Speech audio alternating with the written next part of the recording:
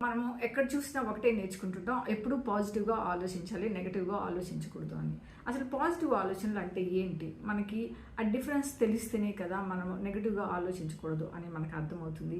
ఒక నెగెటివ్ ఆలోచనని పాజిటివ్‌గా ఎలా మార్చుకోవచ్చు అనేది చూద్దాము. అసలు పాజిటివ్ ఆలోచనలు అంటే ఏంటి? ఫర్ ఎగ్జాంపుల్ ఇప్పుడు ఒక అమ్మాయి, అబ్బాయి రిలేషన్‌షిప్‌లో ఉన్నారు. వాళ్ళ ఏదో ఒక కారణం చేత బ్రేక్ అయింది.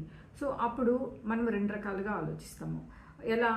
ఆ అమ్మాయి ఎప్పుడైతే మనం రిజెక్ట్ చేసి వెళ్ళిపోయిందో మనము చాలా డిప్రెస్ అయిపోయి ఆమె లూజర్, సో నన్ను ఎవరు ఇష్టపడరు అని ఒక రకంగా ఆలోచించగలుగుతాం.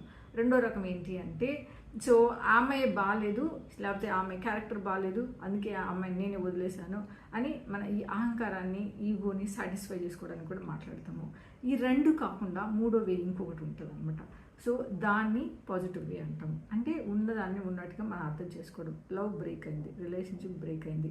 సో నేను ఇప్పుడు దీని నుంచి బయటకు రావాలంటే ఏం చేయాలి అనేది ట్రూత్ని మనం యాక్సెప్ట్ చేస్తే that is a positive way of thinking అనమాట.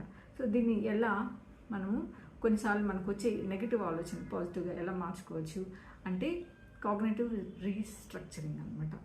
ఎప్పుడైతే మనం ఈ థాట్ని ఒక ఆనెస్ట్గా రికగ్నైజ్ చేస్తామో అప్పుడు ఆ నెగటివ్ థాట్ని దాన్ని మనం ఎలా పాజిటివ్గా అంటే ఎలా ఇతరులకు హార్మ్ చేయకుండా మన ఈగోని సాటిస్ఫై చేసుకోకుండా మనం మాట్లాడుతున్నామో అనేది కానీ మనం అర్థం చేసుకుంటే సో ఆటోమేటిక్గా మన థాట్స్ని మనం పాజిటివ్గా ట్రై చేయొచ్చు అనమాట.